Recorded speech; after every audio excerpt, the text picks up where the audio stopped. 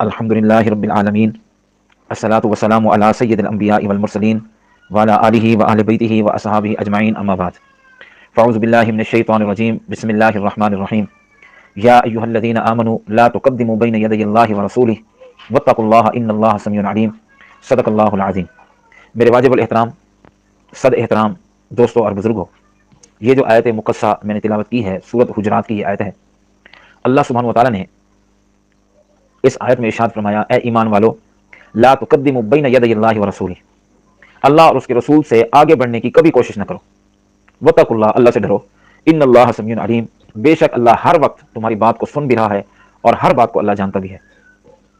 اس آیت سے احکام تو کئی نکلتے ہیں جن پر گفتگو ہو سکتی ہے، بلکہ اگر دیکھا جائے تو جو ہے کئی موضوع اس آیت سے نکلتے ہیں جن پر گفتگو کی جا سکتی ہے، لیکن آج میں اس کا جو آیت سے نکلنے والا ایک حکم ہے بدعت، دین میں اضافہ، اس آیت سے یہ نکل رہا ہے۔ اللہ تعالیٰ نے ہمارے پیغمبر علیہ الصلوۃ والسلام کے واسطے سے جو دین ہمیں عطا فرمایا وہ کامل اور مکمل ہے، جس کی صراحت قرآن کریم نے دوسری جگہ فرمائی، الیوم اکملت لکم دینکم واتممت علیکم نعمتی ورضیت لکم الاسلام دینا، آج میں نے تمہارا دین تمہارے لیے مکمل کر دیا اور اپنی نعمت کو تمہارے اوپر کامل کر دیا۔ دین بھی مکمل اور اللہ کی نعمت جو اسلام ہے وہ بھی مکمل۔ اب جب یہ آیت اتری تو اللہ کے نبی علیہ السلام نے صحابہ کرام کو حجۃ الوداع کے موقع پر فرمایا کہ میں نے دین تم تک پہنچا دیا یا نہیں؟ تو صحابہ کرام نے عرض کی، محبوب پہنچایا تو کیا آپ نے پہنچانے کا حق ادا کر دیا؟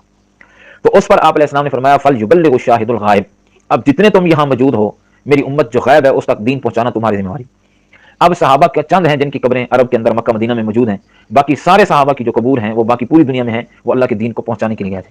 اب اس کا مطلب یہ ہے کہ کوئی بھی ایسا عمل نہیں جس کو ہم دین بنا کر اس دین میں داخل کریں یا اس دین سے ہم کسی عمل کو نکال دیں، یہ ہمارے لیے بالکل گنجائش نہیں ہے۔ دین کامل مکمل اور اکمل ہو چکا ہے، لہٰذا ایسا کوئی کام جو حضور علیہ الصلوۃ والسلام کے زمانے میں نہیں ہوا اور آپ نے اس کی تلقین نہیں فرمائی، قرآن کریم میں اس کا حکم نہیں آیا، صحابہ کرام رضوان اللہ تعالی علیہم اجمعین اہل بیت اطہار نے اس کو اختیار نہیں کیا، ایسے نئے عمل کو ہم دین کا حصہ سمجھ کر شروع کر دیں، اسی عمل کو پھر واجب یا سنت قرار دیں یا مستحب قرار دیں یا اس عمل کو ترک کرنے والوں پر ملامت شروع کر دیں جیسا آج کل ہوتا ہے، یہ طرز عمل بھی حضور علیہ الصلوۃ والسلام سے آگے بڑھنے کے مرادف ہے، جس کی اس آیت میں ممانعت کی گئی کہ یا ایھا الذین آمنوا لا تقدموا بین یدی اللہ ورسولہ، اللہ اور اس کے رسول سے آگے بڑھنے کی کوشش مت کرنا۔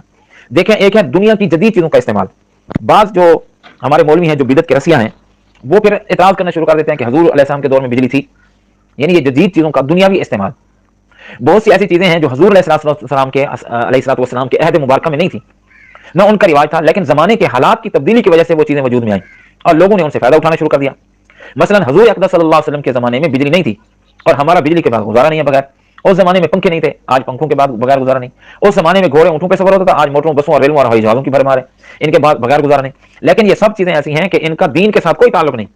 مثلا کوئی شخص یہ نہیں کہتا کہ پنکھا چلانا سنت ہے، یا کوئی شخص یہ نہیں کہتا کہ بجلی جلانا واجب ہے اور شریعت اعتبار سے ضروری ہے، کوئی شخص یہ نہیں کہتا، یہ ایک دنیاوی ضروریات ہیں اور اس کے اندر جدت ہمیشہ آتی رہے گی۔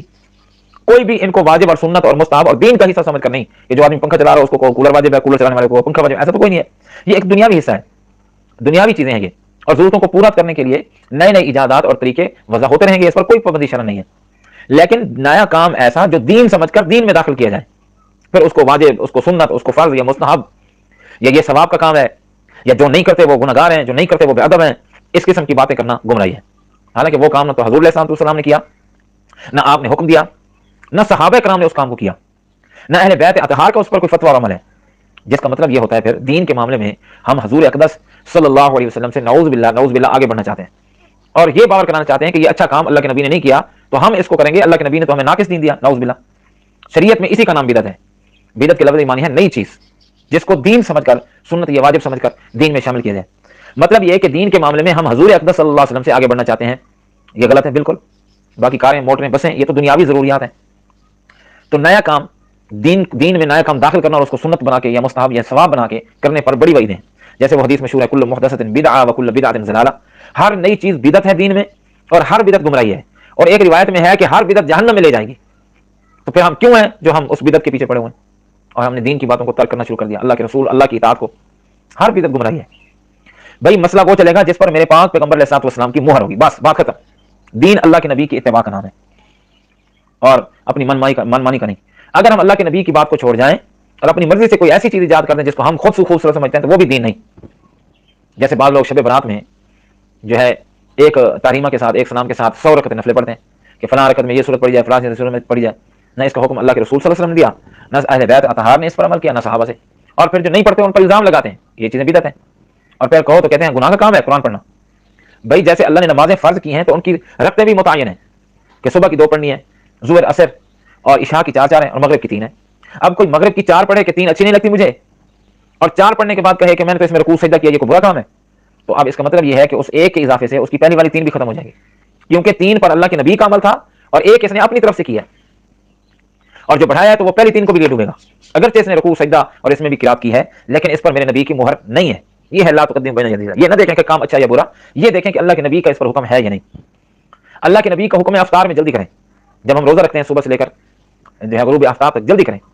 اب غروب آفتاب ہو جائے اور ایک بندہ کہے نہیں میرے اندر ابھی طاقت ہے، میں بھوک پیاس برداشت کر سکتا ہوں، 1-2 گھنٹے میں مزید رہ سکتا ہوں، اور وہ رہ جائے 1-2 گھنٹے، تو کیا اس کا روزہ ہو جائے گا؟ نہیں، اس کا روزہ بیکار ہو جائے گا، کیونکہ یہ کھانے پینے سے رکا تو ہے لیکن اللہ کے نبی کے حکم کے خلاف رکا ہے. روزہ تب روزہ بنتا ہے جب اس پر میرے محبوب کا حکم ہو. اب صبح صادق سے لے کر غروب آفتاب تک یہ روزہ ہے. بعد میں اپنی مرضی کرے گا تو روزے کو خراب کرے گا. تو اس کا مطلب ہے دین میں کوئی چیز بذات خود عبادت نہیں ہے. عبادت تب بنتی ہے جب اس پر میرے محبوب کا حکم ہو، بس بات ہی ختم. اب کوئی آدمی عید کے دن بھی روزہ رکھے، اللہ کے نبی علیہ السلام نے فرمایا کہ عید کا دن کھانے پینے کا ہے، خوشیاں منانے کا ہے. اب کوئی کہے نہیں میں عید کے دن بھی روزہ رکھوں گا، اگرچہ ظاہری طور پر یہ عمل اس نے اچھا کیا، لیکن یہ روزہ اس کے لیے جہنم کا سبب بنے گا، کیونکہ عید والے دن روزہ رکھنا میرے نبی کا حکم نہیں ہے، اگرچہ کام اچھا ہے. اس لیے سنت کی طرف لوگوں کو دعوت دینی چاہیے، عبادات اور رسومات کی طرف نہیں. رسومات کی طرف لعنت کی گئی ہے اور سنت چھوڑنے والے پر لعنت کی گئی ہے. اس لیے اللہ تعالیٰ نے فرمایا یا ایھا الذین آمنوا لا تقدموا بین یدی اللہ ورسولہ واتقوا اللہ ان اللہ سمیع علیم. میرے رسول کے آگے اور مجھ سے آگے بڑھنے کی کوشش مت کرنا. اب سفر میں 2 رکعتیں پڑھنے کا حکم ہے. ایک بندہ کہے نہیں اس میں سے 2 رکعتیں کم ہو جاتی ہیں، میں پوری پڑھوں گا، اور میں اس کو نہیں مانتا، تو وہ صاف ظاہر ہے پوری پڑھنے کے باوجود وہ گنہگار ہوگا. اس نے اگرچہ 2 رکعتیں پڑھی ہیں، اس میں عبادت کی ہے، لیکن اس پر میرے پیغمبر کا حکم ہی نہیں ہے، تو اس نے میرے نبی کے خلاف کر کے اگرچہ 4 رکعتیں پڑھی ہیں تو گناہ کیا ہے. اسی طرح شب برات کا حلوہ ہے، اس کو لازمی سمجھا جاتا ہے. رجب کے کنڈے ہیں، ان کو دین سمجھ کے داخل کیا گیا ہے. اسی طرح 11ویں کا دودھ ہے، اور بھی بہت ساری جو رسومات اور بدعات ہیں جن پر نہ اللہ کے نبی کا عمل ہے، نہ صحابہ کرام اطہار اور اہل بیت اطہار کا حکم ہے. بس اس کو دین سمجھ کر اس کو، اور جو نہیں کرتا اس پر پھر ملامت کی جائے کہ یہ آدمی جو ہے وہ گستاخ ہے یا بے ادب ہے. تو اس لیے ان چیزوں سے ڈرنا چاہیے، اور ہر بدعت جو ہے وہ گمراہی ہے اور جہنم میں لے جانے سے. اسی طرح اصال ثواب میں جب تیسرے دن یہ کول خانی کے نام پر یا اصال ثواب کے نام پر یا قرآن خوانی کے نام پر کی جائے، تو اگر دن مقرر کر کے کیفیت مقرر کر کے کی جائے تو یہ بھی بدعت میں شامل ہے. ورنہ من جملہ جو اصال ثواب ہے اس کی کئی صورتیں ہیں، وہ جائز ہے. آپ دعا کریں، قرآن پڑھیں، نفل پڑھیں، خیرات کر سکتے ہیں وہ کریں، لیکن نہ دن کی قائد ہے اور نہ ہی کیفیت کی قائد ہے کہ لوگوں کو اکٹھا کریں، دیگیں چڑھا کر اسی کیفیت کے ساتھ کریں. اگر کوئی اسی کو لازمی سمجھتا ہے اور نہ کرنے والے کو ملامت کرتا ہے تو وہ بھی گنہگار ٹھہرائے گا، کیونکہ شریعت میں تیسرا، 10واں، 40واں کی کوئی حیثیت نہیں ہے. تو اسی طرح جنازے کے بعد دعا کا بھی حکم ہے. عمومی طور پر اللہ نے فرمایا جب بھی مانگو، یہ ہر ایک کو ہے. اگر جنازے کے بعد بھی کوئی چلتے پھرتے دعا کرے تو اس میں حرج نہیں ہے. یہ جو اجتماعی کیفیت بنی جاتی ہے سلام پھیرنے کے بعد اکٹھے ہو کر 1 دعا، 2 دعا، 3 دعا، پھر نہ کرنے والے کو ملامت کی جاتی ہے، تو یہ بدعت ہے، اس سے بھی بچنا چاہیے. ہاں اگر کوئی لازمی نہیں سمجھتا، نہ کرنے والے کو ملامت نہیں کرتا، تو دعا کے بعد، جنازے کے بعد انفرادی طور پر پھر وہ کہہ رہا ہے کہ اللہ اس کو معاف کر، دعا کر رہا ہے، تو یہ جائز ہے. یہ جو اجتماعی طور پر دعا کرتے ہیں یہ بھی بدعت ہے، کیونکہ یہ اس کو لازمی سمجھتے ہیں، نہ کرنے والوں کو ملامت کرتے ہیں. یہ دین میں اضافہ ہے، یہ نہ اللہ کے نبی سے ثابت ہے، نہ اہل بیت اطہار سے ثابت ہے، نہ صحابہ کرام سے ثابت ہے. اسی طرح ہی ہر فرض نماز کے بعد دعا جو لوگ کرتے ہیں، سلام پھیرا، السلام علیکم ورحمۃ اللہ، اور پھر اجتماعی دعا امام مانگتا ہے، تو اس میں کئی سنتیں ذبح ہو جاتی ہیں. اللہ کے نبی کی عادت شریفہ تھی، آپ سلام پھیرتے ہوئے اللہ اکبر، استغفر اللہ استغفر اللہ استغفر اللہ فرماتے ہیں، اور پھر 33 دفعہ سبحان اللہ ہے، آیت الکرسی اور بھی دعائیں. وہ مانگنے کے بعد ہر بندہ اپنی دعا کرے. سلام پھیرنے کے بعد اجتماعی دعا کرنا، نہ کرنے والوں کو ملامت کرنا اور اس دعا کو سنت سمجھنا، مستحب سمجھنا، یہ بھی بدعت ہے. یہ دعا بھی اجتماعی طور پر ثابت نہیں ہے، نہ اللہ کے نبی سے، نہ کسی حدیث سے، نہ صحابہ کرام، نہ اہل بیت سے. اب کچھ اس دعا پہ پکے ہوئے ہیں، کچھ اس دعا پہ پکے ہوئے ہیں، تو اس کو بھی سمجھنا چاہیے کہ اس دعا کی کیا حیثیت ہے. انفرادی طور پر کر سکتے ہیں، اجتماعی طور پر جو ہے اسے گریز کرنا چاہیے. اور اسی کو اللہ تعالیٰ کے نبی علیہ السلام اور صحابہ کرام رضوان اللہ علیہم اجمعین اور اہل بیت اطہار نے اس چیز پر عمل کیا. کسی چیز میں شادی ہے، فوت کی ہے، جو تمہارے معاملات ہیں، معاشرت ہیں، کسی چیز میں اللہ کے رسول سے آگے نہیں بڑھنا. اور اس کی بہت ساری توجیہات بھی ہو سکتی ہیں کہ جو کام اللہ کے نبی نے کیا آپ نہ کریں، جب تک اللہ کے نبی نے نہیں کیا تب تک آپ نہ کریں، تو اللہ کے نبی سے پہلے بولنے کی اجازت نہیں، آگے چلنے کی اجازت نہیں. تو بہت ساری باتیں ہیں. اس لیے شریعت نام ہے حضرت محمد صلی اللہ علیہ وسلم کی 100% اور کامل اتباع کا، اور اللہ کے نبی علیہ السلام کی اتباع سے جب بھی نکلیں گے، چاہے وہ راستے جتنے خوبصورت ہوں وہ گمراہی میں جاتے ہیں، اور جو اللہ کے نبی کا راستہ ہے وہ سیدھا جنت میں جاتا ہے. اور اللہ کے نبی علیہ السلام اور قرآن پاک کی یہی دعوت ہے کہ اللہ کے رسول صلی اللہ علیہ وسلم کی تابعداری، محبوب کی جو ہے غلامی، یہ ہمارے لیے ذریعہ نجات ہے. دعا یہ ہے کہ اللہ تعالی ہم سب کو تمام رسم اور بدعات اور تمام جو ہے وہ ضلالتوں سے محفوظ فرما کر اپنے پیارے حبیب کی سنت پہ عمل کرنے کی توفیق عطا فرمائے، اور قرآن و حدیث کو ہمیں سینے سے لگانے کی توفیق عطا فرمائے. السلام علیکم ورحمۃ اللہ.